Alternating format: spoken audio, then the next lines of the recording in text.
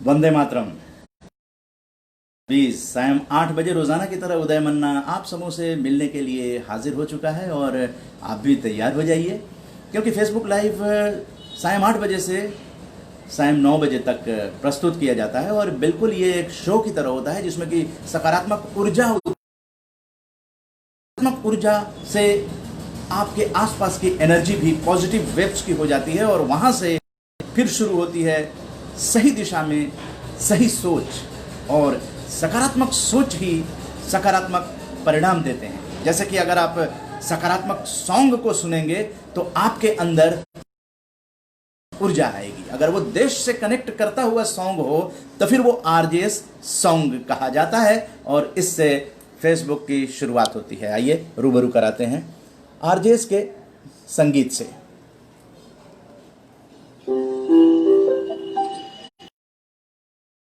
सकारात्मक सोच को आओ सारे भारत में फैलाए, सकारात्मक ऊर्जा का आओ सब में ऐसा ना हो कि हम अपनी जिम्मेदारी भूल न जाए। क्यों इंतजार करें हम किसी का, आओ एक मशाल जलाए, सकारात्मकता के उदय का चलिए हम उद्घोष कराए। आरजेएस जय हिंद के नारों से अपना देश जगाए, आरजेएस वंदे मातरम से सारी सरकार जगाए। जी हाँ, तो आप जानते हैं कि ये आरजेएस सॉन्ग है और ये साहिल जी जो हैं संगीतकार मुंबई के, उनके सौजन्य से ये आप लोगों को प्रस्तुत किया गया। और आप जानते हैं कि आरजेएस पॉजिटिव मेमोरियल निर्माण की तरफ आरजेएस जो है यानी कि भूगोल में भी शामिल होने जा रहा है। आपका नेटवर्क चला जाता है तो दोबारा आप जुड़ सकते हैं, क्योंकि 9 बजे तक ये चलेगा। तो नेटवर्क प्रॉब्लम आजकल चल रहा है, तो आपको ये बताना भी ज़रूरी है कि नेटवर्क प्रॉब्लम के कारण अगर ये लाइव में हर्डल आता है तो फिर आप उससे जुड़ सकते हैं, फिर जुड़ सकते हैं। और अब आइए, आप जानते हैं विकास झा जी जो हरिद्वार से आरजेएस फैमिली से जुड़े हुए पत्रकार हैं, 51 शक्तिपीठ से परिचित कर रहे हैं।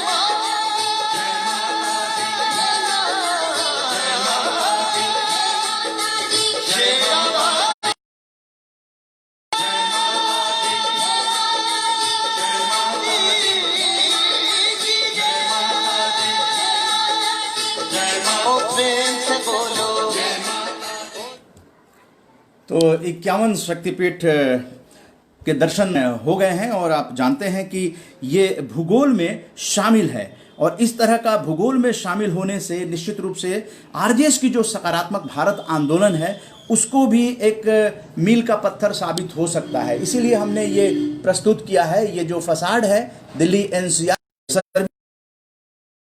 करने का संकल्प ले लिया और 1900 में 22 अक्टूबर को अशफाक उल्लाह खां, भारत के प्रसिद्ध स्वतंत्रता सेनानी शहीद अशफाक उल्लाह खां का जन्मदिन 22 अक्टूबर। कादर खान जो प्रसिद्ध हिंदी और उर्दू फिल्म के अभिनेता, 1937 में 22 अक्टूबर को जन्मदिन।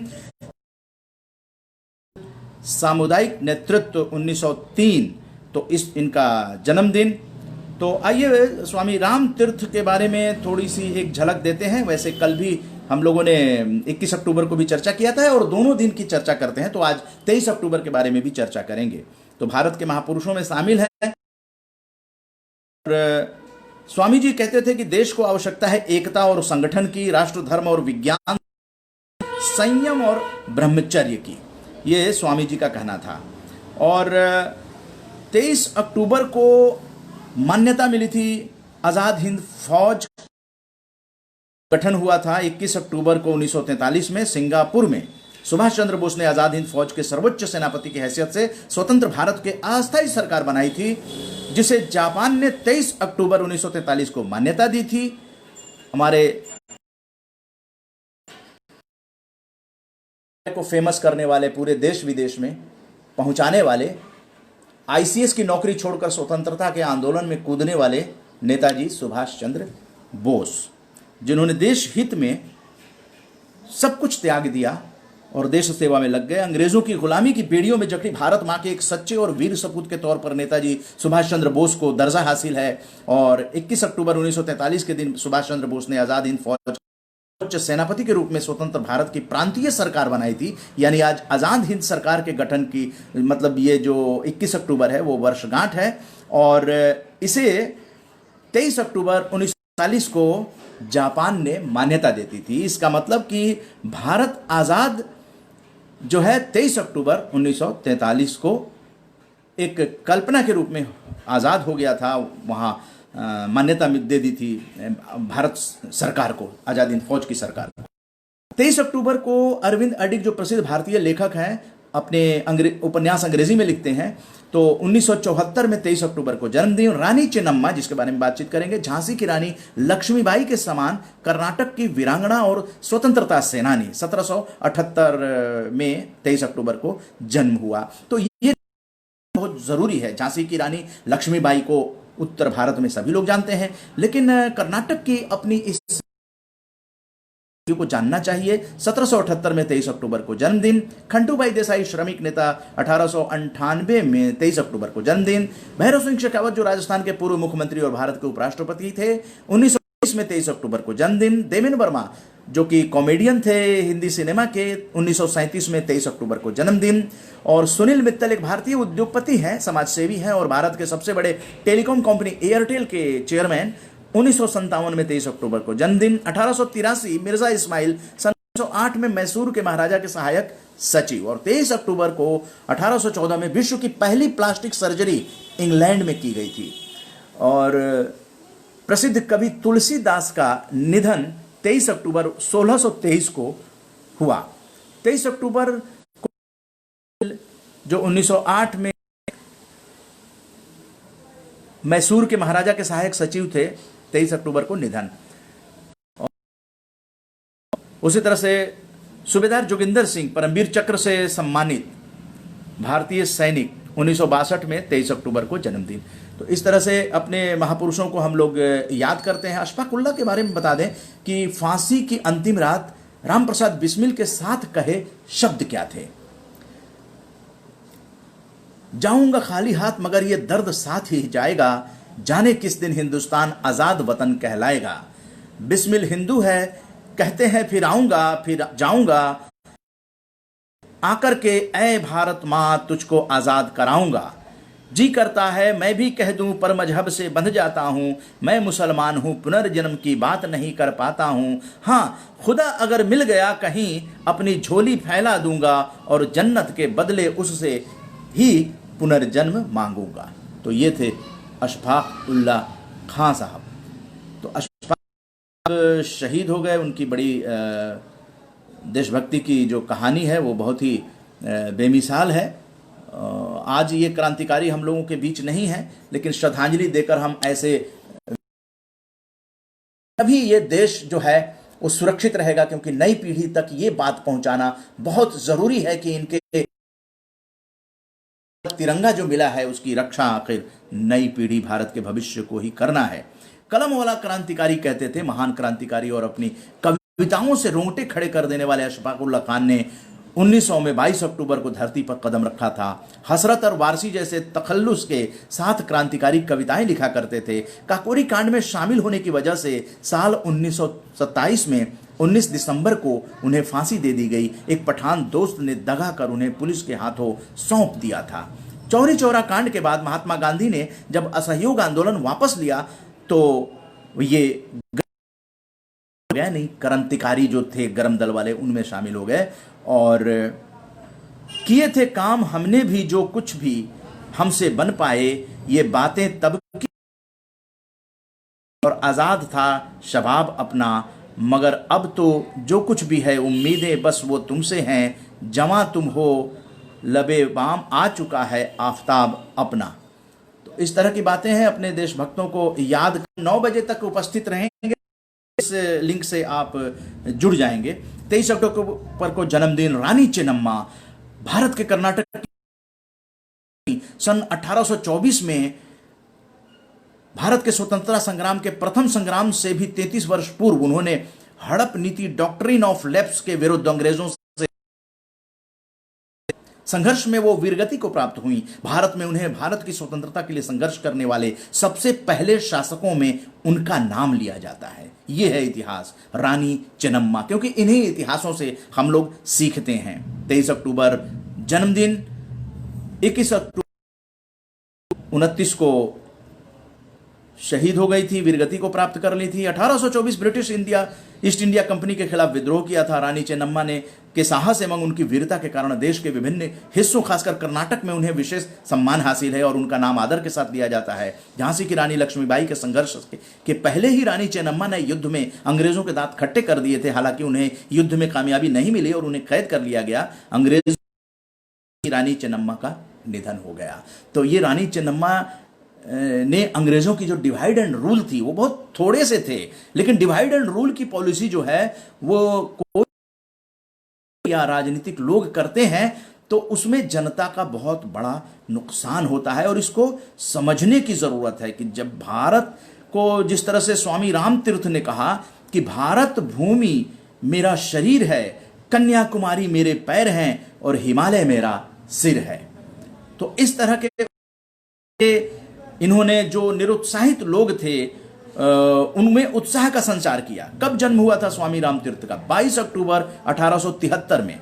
और इन्होंने बचपन में ही काफी गणित में एमए की पढ़ाई की, उसके बाद उसी कॉलेज में प्रोफेसर हो गए, लेकिन देश सेवा कर सन्यासी हो गए और वेदांत के व्याख्यान में स्वामी राम तीर्थ का जवाब।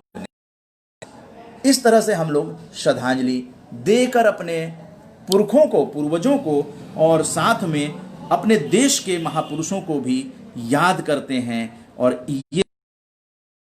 यही पहचान है। और इसी लाइन को हम लोग आगे ही आगे बढ़ाऊंगा कदम, है ना वो गाना, नन्ना मुन्ना राही हूं देश का सिपाही हूं, बोलो मेरे संग जय हिंद जय हिंद जय हिंद। तो इस तरह हिंद करते रहेंगे हम लोग और इस सोच को आगे बढ़ा। भारत जो है वो पीडीएफ जो है वो तैयार हो रही है और आगे भी पीडीएफ तैयारी होगी। ये 1 अक्टूबर में विमोचन किया गया पहला पीडीएफ है, जिसमें आप देख सकते हैं अपने महापुरुषों को हम लोग यहाँ पर नमन वंदन करते हैं की थी। उसी तरह से अमीन सयानी जी पे फेसबुक लाइव किया गया था। अमीन सयानी साहब 88 वर्ष के हैं। का गीत माला तो आज में पेश किया गया था। विश्व शिक्षक दिवस भी मनाया गया था। लगभग 10 वेबिनार हो गए हैं और ये रोजाना फेसबुक लाइव का आज 70वां एपिसोड के साथ मौजूद है। इसमें ये लाला हरदयाल जी स्वतंत्रता सेनानी और स्वामी विवेकानंद की शिष्या और ये मदर इनको ट्रिब्यूट वगैरह दिया। ये रामकृष्ण खत्री जी और ये रामकृष्ण परमहंस जी और माँ शारदा और ये हैं बाबा बंदा सिंह बहादुर जी। इनकी जयंती पर हम लोगों ने नमन वंदन किया और ये आरजेएस राष्ट्रीय सम्मान स्टार अवार्ड्स के 2021 के ये भेंट करता है। ये इसमें सबका नाम इसमें और धन्यवाद दिया है आरजेएस ऑब्जर्वर दीप माथुर जी ने सभी लोगों का। और उसके बाद ये आप देख सकते हैं आरजेएस ऑब्जर्वर दीप माथुर जी ने भी स्वयं ये अवार्ड।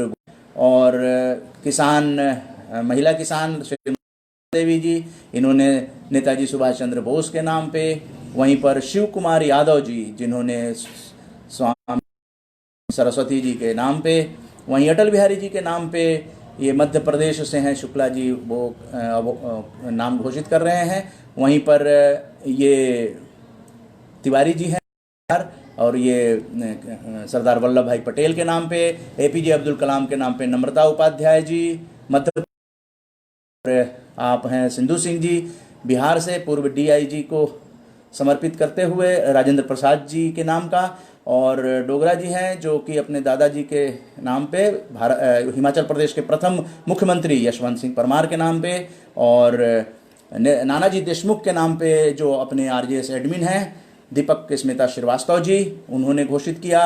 और मुकेश भटनागर जी लेखक हैं, और राधा कृष्णन जी के नाम पे सुनील भानोट जी ने ये अवार्ड घोषित किया। सरोजिनी नायडू के नाम पे राजा जो कि मशहूर पेंटर हैं, इन्होंने घोषित किया। वहीं पे कबीर दास जी के नाम पे डॉक्टर सत्येंद्र सिंह जी और इंदु सिंह जी ने घोषित किया। और एपीजे अब्दुल कलाम के नाम पे जो डॉक्टर नरेंद्र टेटेसर जी, उन्होंने घोषित किया। मदर टेरेसा जी के नाम पे दिल्ली का जो सब्जवारी परिवार है उन्होंने घोषित किया। विवेकानंद जी के नाम पे ये विनय वार्ष्णेय जी जो हैं, प्रखर वार्ष्णेय जो हैं अपने, उनकी माता जी, और वो विवेकानंद जी। वहीं पे असम से नितुल सुतिया जी श्रीमान शंकर देव जी के नाम पे अवार्ड घोषित किया। वहीं पे ये मनोज त्रिवेदी जी राजेंद्र प्रसाद जी के नाम पे अवार्ड। वहीं रामधारी सिंह दिनकर जी के नाम का अवार्ड जो है लेखिका पत्रकार रिंकल शर्मा जी ने घोषित किया है। वहीं चंद्र आजाद जी के नाम पे अवार्ड जो है वो महेश शर्मा जी और श्रीमती शोभा शर्मा जी मध्य प्रदेश, उन्होंने घोषित किया। राजकुमारी देवी जी, ये हमने बता दिया श्रद्धेय। और नाम पे राजकुमारी देवी जी महिला किसान उद्यमी, और उन्होंने लाल बहादुर शास्त्री जी के नाम पे अवार्ड घोषित किया। वहीं पे आकाशवाणी के और श्रीमती सुधा झा जी, इन्होंने रामकृष्ण परमहंस और शारदा देवी जी के नाम पे अवार्ड। इंदिरा गांधी जी के नाम पे अवार्ड भरत राम मालकोटी जी दक्षिण दिल्ली, इन्होंने घोषित किया। और ये सब खबरें हैं, तो ये एक बार और कलाम साहब को श्रद्धांजलि देते ये खबरें हैं पॉजिटिव मीडिया की। तो इस तरह से ये है। और ये अपने आरजेएस के जो सहयोगी हैं सकारात्मक भारत आंदोलन की 5 सोमेन कोले जी बीच में, उनका स्वागत हो रहा है, कोलकाता से आते हैं हर कार्यक्रम में। और संदीप मारवा जी हैं जिन्होंने अपने यहाँ एक वर्कशॉप कराया था 100 पत्रकारों का। मारवा जी का ये कंट्रीब्यूशन आरजेएस याद रखेगा। तो इस तरह से ये आप लोगों तक पहुंचानी ज़रूरी है। उसके बाद कुछ अवार्ड जो हैं वो घोषित हुए, जिसके बारे में जान जा रही है, लेकिन रिवाइव कर जा रहा है। तो नेट की थोड़ी को बता दिया था। और आरजेएस ऑब्जर्वर दीप माथुर जी ने आज एक नोटिस जारी किया है, वो आप लोगों तक पहुंचा देते हैं। वैसे सभी ग्रुपों में भेज दिया गया है। ये आज का नोटिस है, पढ़ के बता देते हैं। आरजेएस राष्ट्रीय वेबिनार मंगलवार 17 अक्टूबर को 2:30 बजे से होगा। National webinar of team RJS scheduled to be held on the occasion of Platinum 5th Facebook live show on Tuesday 27th October 2020. Time is 2:30 to, अगर और भी कुछ वक्ता रह जाएंगे तो ऑनवर्ड्स हो जाएगा, लेकिन ये 40-40 मिनट का 2 सेशन होगा, बीच में 2 मिनट का गैप होगा। दीप माथुर आरजेएस ऑब्जर्वर, नोट कीजिएगा, Facebook show will not be presented on this day, यानी कि 27 अक्टूबर को राष्ट्रीय, लेकिन शाम को 8 बजे फेसबुक शो लाइव नहीं होगा। तो ये जानकारी भी आप लोगों तक पहुंचानी ज़रूरी थी। अब आप 27 अक्टूबर को तैयार रहें 2:30 बजे से, और इसमें नए जो भेंटकर्ता हैं उनको विशेष तौर पर आमंत्रित किया जाएगा। वैसे जो भी भेंटकर्ता आए पूरा ओपन मंच रहेगा, लेकिन खास करके फेसबुक में इस बार जो एक वेबिनार में भेंटकर्ताओं को आमंत्रित किया गया था, और लेकिन अब नए जो भेंटकर्ता हैं वो लोग आकर अपने विचार व्यक्त करेंगे, उन्हें आमंत्रित किया जा रहा है। अब ये कुछ ऐसे समाचार को बता दें। प्रधानमंत्री गुजरात में 24 अक्टूबर को कई महत्वपूर्ण परियोजनाओं की शुरुआत करेंगे। केंद्रीय स्वास्थ्य मंत्री डॉक्टर हर्षवर्धन ने मध्य प्रदेश में वरिष्ठ अधिकारियों के साथ प्रधानमंत्री जन आंदोलन के क्रियान्वयन के मुद्दे पर विचार विमर्श किया। आवासन और शहरी कार्य मंत्री हरदीप सिंह पुरी ने प्रवासी प्रभावी रिकॉर्ड प्रबंधन प्रणाली के महत्व पर बल दिया। मंत्रिमंडल ने institute of chartered accountants of India और certified practising accounts Papua New Guinea के बीच समझौता ज्ञापन को मंजूरी दी। जल शक्ति मंत्रालय जल जीवन मिशन का लक्ष्य हासिल करने की दिशा में सभी राज्य और केंद्र शासित प्रदेशों की में प्रगति की समीक्षा कर रहा है। तो इस तरह की वो भी जानना जरूरी है। लेकिन आप जानते हैं कि इन सब कार्यक्रम के अलावा हम लोग प्रेरक आप तक वीडियो वगैरह पहुंचाते हैं। तो आइए आपको ऐसे ही मिट्टी को आकार देने वाले कलाकार कुम्हार, जिन्हें कहते हैं मनसुख भाई प्रजापति की सकारात्मक सोच को नमन ये वीडियो। गांधी जी ने जब स्वदेशी आंदोलन शुरू किया था तब उसने बोला था कि हमारे देश की जो चीज है हम स्वदेशी यूज करें, हम बाहर से क्यों लाए। तो मिट्टी है हमारी स्वदेशी है, तो हमने इसका एक विचार के ऊपर से हमने ये मिट्टी का बर्तन बनाना स्टार्ट किया था। हमारे देश की मिट्टी, इसकी अच्छाई की क्या बात करूं, जीरो में से हीरो मुझे बना दिया।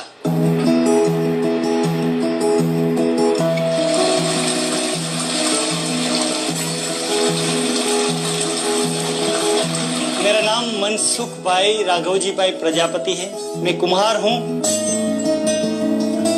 मेरा पिताजी का एक ही लक्ष्य था कि मैं तो हमारा ये कुम्हार का काम में न लगे, क्योंकि इसमें बहुत ही मेहनत थी, इसलिए इसने हमको मिस्त्री का काम में लगाया। लेकिन मिस्त्री का काम में मेरा मन नहीं था। मेरा तो मन पहले से ऐसा था कि हमारे इसमें कुछ सुधार करूं, लेकिन मेरा पापा की थोड़ी भी मर्जी नहीं थी। पढ़ो धीमे धीमे धीमे ऊपर। मैं एक बेटा था और मेरी जीत की वजह से मैंने 30,000 रुपया लेके हमारा खुद का पारंपरिक बिजनेस है उसमें नई टेक्नोलॉजी लाने का मैंने विचार किया।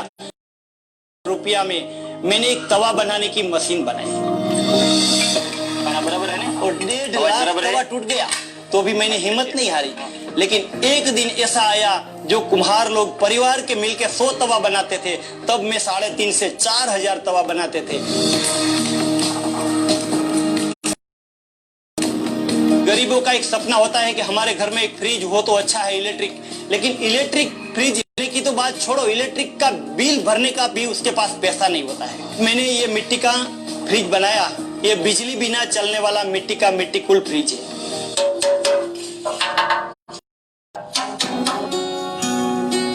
फ्रिज की विशिष्टता यह थी, सिर्फ ऊपर पानी भरो और अंदर रखा हुआ सब्जियां और तक भी फ्रेश रहते हैं।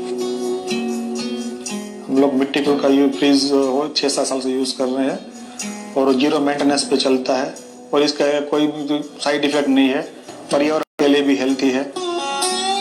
ये फ्रिज आने के बाद वो इलेक्ट्रिसिटी वाला जो फ्रिज है वो हम लोगों ने यूज करना बंद कर दिया है, हम यही यूज करते हैं। तो इसीलिए हमने ये मिट्टी का कुकर बनाया, डिनर सेट बनाया, बोतल बनाया, चम्मच से लेके फ्रिज तक की किचन में सारी चीज हमने बना दिया। इसी आधार से हमने ये बहुत सारे अवार्ड मिला है। राष्ट्रपति अब्दुल कलाम साहब ने तो मुझे साइंटिस्ट का बिरुद दे दिया। मैं मिट्टी से जुड़ा हुआ आदमी हूं और मिट्टी से सारी चीज बनाई है।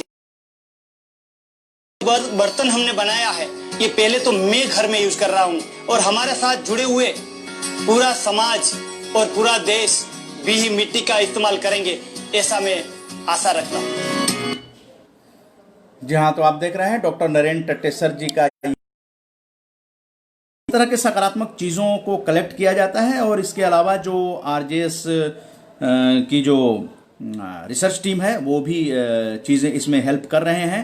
और आपको एक रियलिस्टिक फोटो की तरफ एक बार फिर से ले चलते हैं। नेताजी सुभाष चंद्र बोस, इस तरह से ये इन्होंने आज़ाद हिंद फौज का निर्माण किया था। आईसीएस की नौकरी, उस समय आईएएस को आईसीएस इंडियन सिविल सर्विस कहा जाता था और लंदन में उसका एग्जाम होता था, इंडिया में नहीं होता था। लेकिन इन्होंने वो compete किया, आईएएस की उस समय का आईसीएस इन्होंने compete किया, लेकिन नौकरी छोड़ दी। हम लोग छोटा सा त्याग नहीं कर पाते हैं, लेकिन जिनको प्यार होता है वो ये सब सारी चीजें त्याग देते हैं। आप जानते हैं कि आप अगर अच्छी अच्छी बातें करना शुरू कर दें, भीड़ छट जाएगी, भीड़ छट जाएगी। ये नकारात्मक सोच को दूर करने के लिए ही सकारात्मक भारत आंदोलन का मतलब है हम लोग अपना काम चराए वेती रहें। और नेताजी सुभाष चंद्र बोस का रेयरेस्ट फोटो आप लोगों तक पहुंचा दिया गया।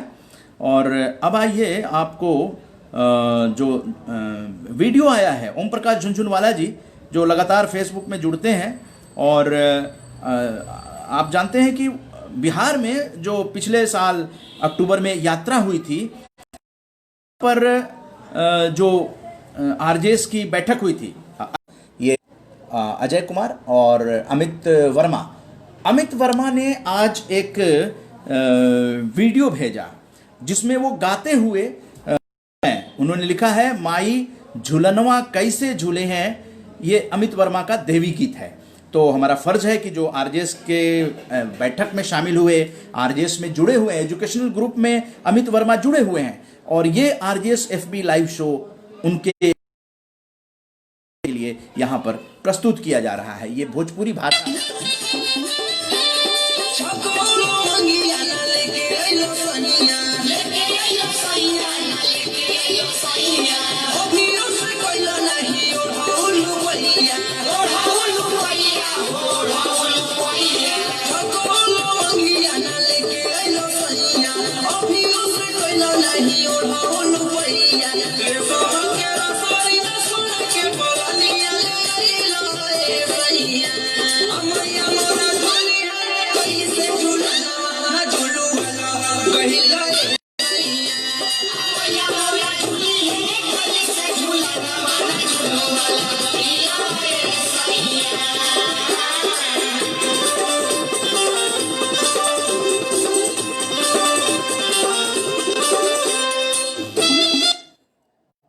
यही अमित वर्मा हैं, आरजेएस फैमिली से जुड़े हुए हैं, ये शिक्षक भी हैं और इनका मनोबल बढ़ाना। यहाँ पर जो है आरजेएस ओम प्रकाश झुनझुनवाला जी ने जो देवी के बारे में जय मां भागती, जय मां भागती, ओम आनंदमयी चैतन्यमयी सत्यमयी पग में। आज रात्र है, माँ कात्यायनी की पूजा आराधना समस्त भारतवंशी अपने अपने वर्तमान स्थान पर रहकर करते हैं। ऋषि कात्यायन की सोच थी कि महाशक्ति दुर्गा कन्या रूप में धरती पर जन्म लेगी, तभी समस्त स्त्री और पुरुष जाति मिलकर यदि हृदय को हम देवी दुर्गा मानकर और आदर भी देने की आदत बना लें, तो तब कन्या के अंदर छुपी दुर्गा महाशक्ति जाग जाएगी, सक्रिय होगी। कन्या का स्वभाव व्यवहार कैसा भी दिखाई पड़े, आपकी नकारात्मक सोच निष्क्रिय हो, आपकी सोच बदल, आप कन्याओं को मौन हार्दिक आदर देते रहेंगे, और तो जीवन में एक ऐसी घटना घटेगी जिसमें दुर्गा की महाशक्ति के प्रभाव की साक्षात अनुभव और अनुभूति करेंगे। हम समस्त भारतवंशी इस देवी शक्ति के कथन को सत्यता की जांच स्वयं कर सकते हैं। ओम जय सच्चिदानंद ओ जी हाँ, तो इस तरह से बड़ा सकारात्मक सर्जरी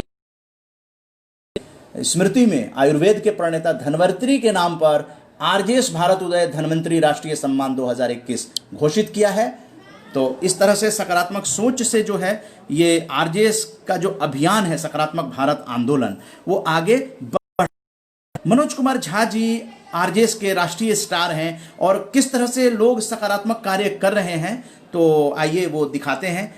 बहुत ही एक फोटोग्राफ्स है लेकिन बहुत कुछ ये कह रहा है पर्यावरण संरक्षण के बारे में। मेहनत बेकार नहीं जाती। मनोज कुमार झा आरजेएस राष्ट्रीय स्टार हैं। वंदना झा जी और Manoj Kumar Jha ji RJS star NDMC convention centre जो कनॉट प्लेस नई दिल्ली में है वहां पर गया था। तो ये सकारात्मक सोच है। उन्होंने अपनी मेहनत से अपने घर के पास जो है वो इस तरह की हरियाली उत्पन्न की है। हम लोगों ने वन महोत्सव पर भी राष्ट्रीय वेबिनार और पर्यावरण दिवस विश्व पर्यावरण दिवस जो होता है उस पर भी वेबिनार किया था। तो इस तरह से जो सकारात्मक कार्य ये IBN 24 न्यूज़ नेटवर्क की स्टोरी है और किस तरह से खुलासा किया गया। हम लोग जो चीज़ें खरीदते हैं उस पर निगाह जो है एजेंसियों का क्यों नहीं जाता है। नकली चीज़ें बाजार में क्यों आ जाती हैं, ये किसकी जिम्मेदारी है। जनता विश्वास करती है। यहां पर हम लोग ये भी चर्चा करना चाहेंगे कि बिहार में सरकारें घोषणाएं कर रही हैं, आपने भी सुना होगा। अब ये घोषणाओं का कोई मतलब नहीं होता है जब वो चीज इंप्लीमेंट नहीं होती है। जवाबदेही पर हम लोग सवाल उठाएं। जवाबदेही किसकी है, किसकी जवाबदेही होगी। अगर आप घोषणा करते हैं और अपने 5 साल के कार्यकाल में उसको इंप्लीमेंट नहीं करते हैं तो फिर जवाबदेही और निगरानी कौन करेगा उस पर। राजनीतिक पार्टियों के लिए बहुत ज्यादा निगरानी और वो कानून के दायरे में नहीं आ रहे हैं। यही मैं बताना चाह रहा हूं। इससे आप लोग समर्थन करेंगे। चुनाव में झूठ बोल देना ये कहां की आदर्श आचार संहिता होगी। क्यों लोग झूठ बोलते हैं, इसलिए झूठ बोलते हैं क्योंकि उसमें नहीं है तो सजा का प्रावधान होगा तो हर कोई जो उसको करेगा और करना भी चाहिए, नहीं तो नहीं बोलना चाहिए। बिहार में ऐसा ही हो रहा है। और ये स्टोरी है हरियाणा की करनाल की। सीएम नकली मोबिल ऑयल ग्रीस बनाने की फैक्ट्री का भंडाफोड़। और जानिए किस किस ब्रांड के तेल और ग्रीस बनाते थे आरोपी। अवैध था वो। और IBN 24 न्यूज नेटवर्क की ये स्टोरी के नाम से ये कंपनी बताई जा रही है। संख्या में मैं आपको बता दूं कि जो पुराना काला तेल है उससे तरह का जो तेल है यहाँ पर बनाया जाता है और नकली तेल नकली बोतलों में भरकर बेचा जाता है। और वो भी आपको जो पैकिंग है दिखाएंगे। जो भी लोग इस खबर को इस वीडियो को देख रहे हैं इसे साथ के साथ शेयर जरूर कर दें। आप देख सकते हैं कि बड़ी संख्या में यहाँ पर जो ड्रम है वो रखे हुए हैं। ये तेल इस तरह से जो पुराना तेल उन्हें किस तरह से तैयार करवाकर अलग अलग ये देखिए भट्टियां अंदर लगा रखी है। इन भट्टियों में तैयार करवाकर उन बोतलों के अंदर भरा जाता है। जो ब्रांडेड बोतल वही तेल महंगे रेट पर खरीद लेते हैं। और सीएम फ्लाइंग ने ये बड़ा भांडाफोड़ किया है करनाल में। ये देखिए ये भी सारा काला तेल है। और इस तेल को किस तरह से आपकी गाड़ियों के लिए तैयार किया जाता है, ग्रीस बनाई जाती है इससे और फिर आप लोगों को ये बेच दिया जाता है महंगे दामों पर। और हालांकि ये पूरी की पूरी जो आप सिस्टम देख रहे हैं यहाँ पर पूरे तरीके से ये नकली तेल है, काला तेल है, पुराना तेल है। और ये देख सकते हैं ड्रम कितनी बड़ी संख्या और बड़ी टीम आप देख सकते हैं यहाँ पर पहुंची है। करनाल पुलिस की टीम भी पहुंची है, सीएम फ्लाइंग की टीम पहुंची है। क्या कुछ पूरा मामला एक बार शीशपाल जी से बात कर लेते हैं। सर बहुत बड़ा भांडाफोड़ हुआ आज करनाल में। सीएम फ्लाइंग ने जो ये रेड किया क्या कुछ मिल पाया, क्या कुछ ये लोग काम करते थे और किस तरह से आम जनता की जेब पर डाका डाला जा रहा था। नमस्कार। शिकायत मिली थी गुप्त कि मेरठ रोड पर साइड में एक पार्वती पेट्रोकेमिकल के नाम से फैक्ट्री है जिसके अंदर अवैध फैक्ट्री है जिसके पास कोई लाइसेंस नहीं है और भारी मात्रा में लुब्रिकेंट ऑयल ग्रीस वगैरह ग्रीस ये जो इंजन ऑयल वगैरह तैयार करते हैं। ट्रांसफार्मर का तेल भी तयार किया जाता है। तो यहाँ उद्योग डिपार्टमेंट को साथ ले गए, संयुक्त रूप से मतलब यहाँ रेड की गई। मौका पर सदर थाना में चला देकर पुलिस बुलाई गई और ये तैयार शुदा माल खुला ड्रामों में भरा हुआ, वह पैक्ट सीलबंद जिनके मार्के भी लगे हुए हैं, काफी मात्रा में पकड़ा है। तो मालिक जो है मौके पे पकड़े गए? हाँ, मालिक अनिल गुलाटी है, ये मौका पे। तो क्या कुछ इनका क्या कहना है? इनका कुछ कहना नहीं है, तो अवैध है, टोटल अवैध है। ये पूरी की पूरी फैक्ट्री सील की जाएगी? हाँ बिल्कुल की जाएगी जी, नियमानुसार कार्रवाई की जाएगी इसके विरुद्ध। कितना माल पकड़ा? अभियोग दर्ज किया जाएगा। कितना माल पकड़ा? ये काफ़ी ड्राम और इस तरह की चीज़ें जो है, नकली सामान जो है ऊंचे रेट पर ब्रांडेड कंपनी की बेची जाती है। और इससे नुकसान किसका हो रहा है? इससे नुकसान सीधा जनता का हो रहा है। जनता जो विश्वास करके बाजार जाती है और नकली सामान लाती है। पॉजिटिव मीडिया है, एक अलग तरह की स्टोरी इसमें ली, बातें की जाती हैं। अब इसमें बात आप कीजिए, अगर लोग बौद्ध धर्म में शामिल हो रहे हैं, बिल्कुल कानूनन वो हो सकते हैं, कोई रोक नहीं सकता। आप चाहें तो हो सकते हैं, भगवान बुद्ध को मानते हैं तो आप हो सकते हैं। लेकिन सवाल ये उठता है कि आखिर ऐसा राजनीतिक रूप से क्यों हो रहा है? आखिर ये नाराजगी क्यों हो रही है? कहीं ना कहीं कुछ अगर कमी है तो उस कमी को दूर करने की के लिए क्या प्रयास किए जा रहे हैं? राष्ट्रीय स्तर पर क्या प्रयास किए जा रहे हैं? आपस में भाईचारा रहे, इसलिए लोग कहें कि हम ये खराब है इसलिए हम जा रहे हैं। तो सभी भारतीय हैं, कोई दिक्कत नहीं है। आप जैन हैं, बौद्ध हैं, सिख हैं, भारत तो धर्मों का देश है और यही हमारी मजबूती भी है। लेकिन विद्वेष की भावना अगर देश में पनपती है और राजनीतिक लोग उसका फायदा, नकारात्मक सोच डेवलप होती है देश में, इसको रोकने की जरूरत है। और रोकने के लिए तमाम नई पीढ़ी के बच्चों तक ये संदेश जाना चाहिए कि देश आपका है और जो गलती हो रही है वो गलती क्यों हो रही है उस पर संवाद होने चाहिए। और वर्ग भेद और धर्म भेद, इस तरह का नकारात्मक जो है मतभेद हो सकते हैं, लेकिन मनभेद भारतीयों के बीच में नहीं होना चाहिए। यही तो सकारात्मक भारत आंदोलन। और कोई भी धर्म अगर में जा रहे हैं तो हमारी वो संवैधानिक अधिकार है, लेकिन वैमनस्य न उत्पन्न हो इसका भी हमें ध्यान रखना पड़ेगा, क्योंकि सभी भारतीय हैं, सभी एक हैं। आरजेएस एक सकारात्मक सोच है। पंजाबी संस्कृति से आइए, वहाँ की जो पंजाबी व्यंजन उससे एक बार रूबरू कराते हैं।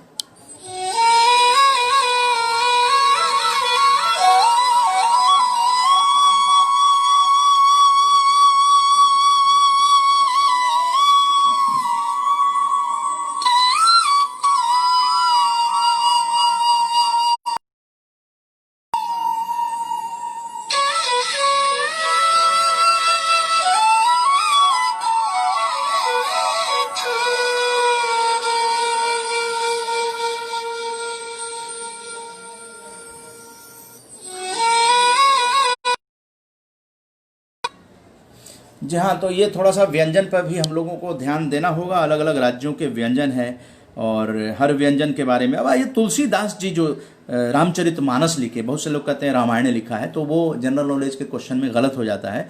तुलसीदास जी ने रामचरितमानस लिखा है और भक्तिभाव जगाने के लिए, और काम क्रोध मद लोभ की जौ लौ मन में, सुख हर सही जड़ दुख बिलखाही, दौ सम धीर धीरहि मन माही। तुलसीदास की पुण्यतिथि है। आइए इस महाकाव्य की रचना करने वाले तुलसीदास जी को नमन। तुलसीदास जी ने अपना बचपन और किस तरह से वो विद्वान बने उसकी भी एक कहानी है, आप जानते ही हैं। लेकिन पहले बताते हैं कि संवत 1680 गंग के तीर, शुक्ला सप्तमी तुलसी तज्जो शरीर। हालांकि 1623 बताया जा रहा है। उन्होंने काशी में अंतिम सांस ली थी और हिंदी साहित्य का प्रथम कवि माना जाता है। हिंदी साहित्य के महान कवि संत तुलसीदास जी का जन्म 1956 की श्रावण शुक्ल सप्तमी के दिन अभुक्तमूल नक्षत्र में हुआ था। इनके पिता का नाम आत्मा राम दुबे और नाम हुलसी था। बचपन में ही वो अनाथ हो चुके थे और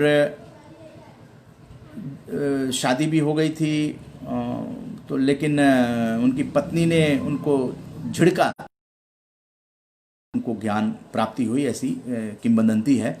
संत श्री नरहयानंद जी की नजर पड़ी तो उनका नाम रामबोला रखा और अयोध्या आकर उनकी शिक्षा दीक्षा की व्यवस्था कर दी। एक संत सकारात्मक सोच वाले नरहयानंद जी ने, और प्रखर बुद्धि का था। गुरुकुल में उनको हर पाठ बड़ी शीघ्रता से ही याद हो जाता था। नरहरि जी ने बालक को राम मंत्र की दीक्षा दी और राम कथा सुनाई। संवत 1631 में तुलसीदास जी ने रामचरितमानस की रचना प्रारंभ की और 2 वर्ष 7 महीने 26 दिन में ग्रंथ की रचना पूरी कर ली। इसके बाद तुलसीदास 80 घाट पर रहने लग गए। तब तक रामचरितमानस की लोकप्रियता चारों 80 घाट पर उन्होंने विनय पत्रिका की रचना भी की थी। तो इस तरह से जो हमारा देश है वो साधु संतों का, ऋषियों का, मनीषियों का, वीरों का, वीरांगनाओं का, इस तरह का देश है। अगर योग की बात करें तो बाबा रामदेव ने योग को दुनिया में प्रचारित जरूर किया, लेकिन योग इस भारत भूमि की जो पतंजलि ऋषि थे तो उन्होंने जिस तरह से योग की रचना की, सारी चीजें दी, लेकिन लोकप्रियता जो है वो रामदेव जी का नाम लिया जाता है आदर के साथ कि उन्होंने इसको जन जन तक पहुंचाने का कार्य, क्योंकि सूचना क्रांति का दौर भी आ चुका था टेलीविजन पर आकर। और रामदेव जी से मेरी मुलाकात हुई है, कई बार हुई है। सबसे पहली मुलाकात हुई थी जब रामदेव जी को कोई नहीं जानता था। तो दिल्ली के अंदर छत्रसाल स्टेडियम है, वहां पर से मुझे बुलाया गया था उस प्रेस वार्ता में।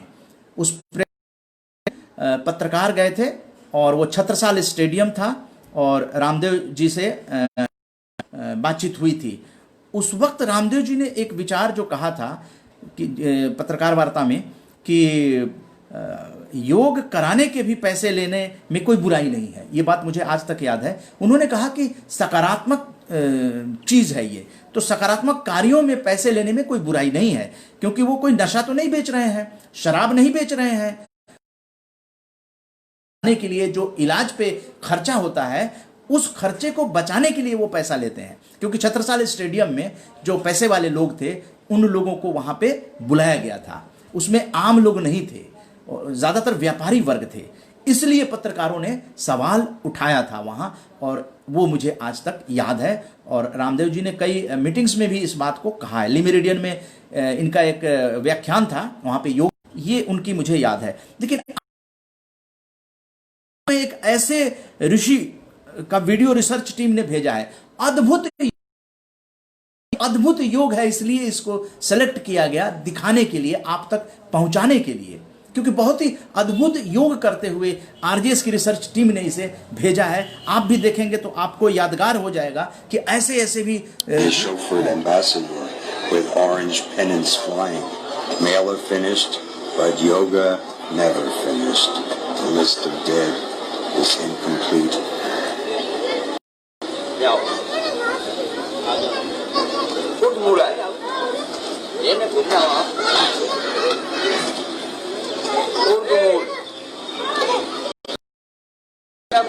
बहत्तर रोगों का नाश करना, 72 रोगों का नाश करेगा, ऐसा ही 72 किस्म के मर्ज नहीं आते पास में।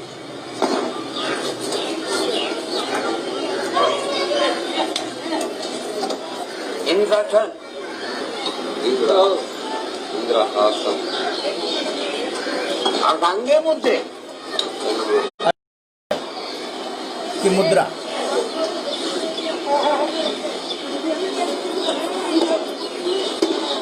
अच्छा वक्र,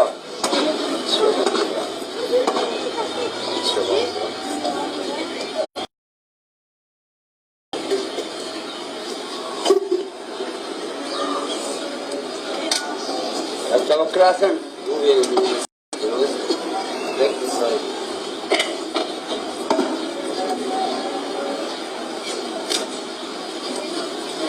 त्रिभंगा, अद्भुत।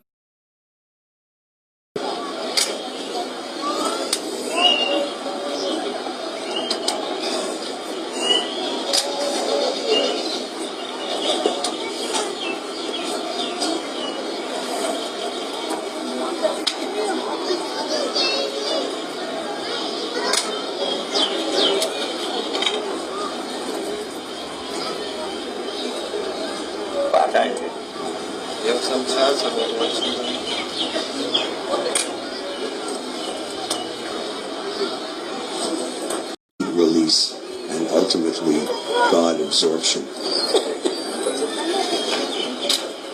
योग किसी योग प्रशिक्षक के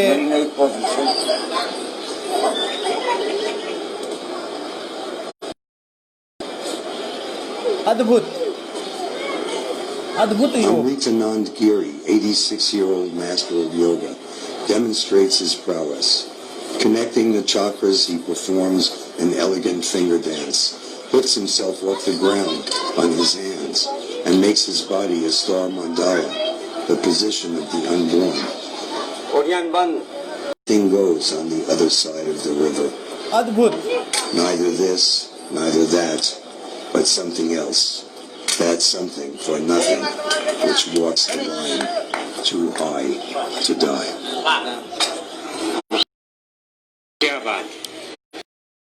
तरह से भारत में एक से एक ऋषि मुनि और योग करने वाले लोग हैं, और ये बात है कि योग अगर आप करते हैं तो किसी न किसी प्रशिक्षक के संरक्षण में करें तो योग जो है वो ठीक होता है, क्योंकि उसके नुकसान भी, तो उस नुकसान से बचने के लिए किसी प्रशिक्षक के अधीन रहकर अगर सीखा जाए योग तो बहुत ही अच्छा रहता है। तो अब आप लोगों से बातचीत कर ली जाए। डॉक्टर विनय कुमार विष्णुपुरी जी, जय हिंद। दूसरे थे हिंदू कट्टर आरएसएस।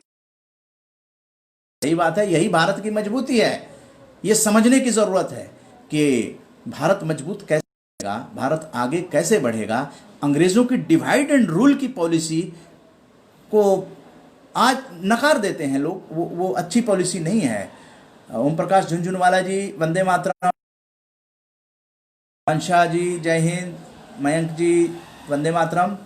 कहने का मतलब यह है कि अगर सकारात्मक सोच रखते हैं तो डिवाइड एंड रूल की पॉलिसी आएगी नहीं। सभी खुश रहेंगे, आप भी खुश रहेंगे और आपका समाज भी खुश रहेगा। तो ये सारी चीजें थी। और कल रूबरू होंगे सायं 8 बजे और बातचीत करेंगे रानी चेन्नम्मा के बारे में भी। आज भी बातचीत की। झांसी की रानी लक्ष्मीबाई के समान ही कर्नाटक की वीरांगना थी, तो उनका जन्मदिन है 23 को, और उनके बारे में बातचीत करेंगे। देवेंद्र वर्मा जी के बारे में भी। और देवेंद्र वर्मा जी का 23 को जन्मदिन है। हिंदी सिनेमा के प्रसिद्ध हास्य अभिनेता रहे हैं। तो इस तरह से बातचीत करके सकारात्मक सोच को आगे बढ़ाने की कोशिश करेंगे। और तुलसीदास जी के बारे में कुछ और बातचीत करेंगे, क्योंकि आजकल रामलीलाएं भी चल रही हैं। और ये ध्यान रखने की बात है कि तुलसीदास जी ने लिखा है, रामायण नहीं। रामायण जो है वाल्मीकि जी ने लिखा है, वो संस्कृत में लिखा है, और तुलसीदास जी ने रामचरितमानस जो है अवधी भाषा में लिखा है। ये भी जानना जरूरी है। तो जयंती है 23 अक्टूबर, तो तुलसीदास जी पे भी हम लोग बातचीत करेंगे। और भी कई तरह की बातचीत, दोनों दिनों का इतिहास जो है वो शामिल करते हैं। तो 22 अक्टूबर और 23 अक्टूबर दोनों दिन की महापुरुषों को हम लोगों ने याद किया। अब आइए गांधी के रास्ते जो क्रांतिकारी अशफाक उल्लाह ताचरख गुंजा देंगे, परवाह नहीं कुछ दम की, गम की नहीं तम की, है जान हथेली पर एक दम में गंवा देंगे। तो इस तरह से गांधीवादी विचार थे किसी समय, लेकिन बाद में वो गर्मदल में शामिल हो गए और अपने जान की उन्होंने कुर्बानी दे दी। समय हो रहा बजने वाले हैं।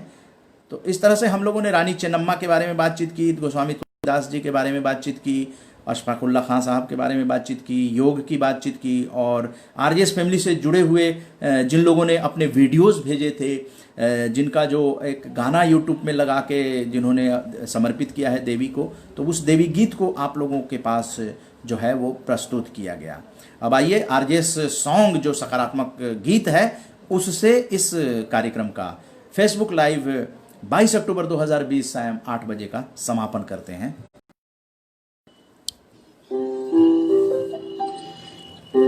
सकारात्मक सोच को आओ सारे भारत में फैलाएं, सकारात्मक ऊर्जा का आओ सब में संचार कराए। ऐसा ना हो कि हम अपनी जिम्मेदारी भूल न जाए। करे हम किसी का आओ एक मशाल जलाए, सकारात्मकता के उदय का चलिए।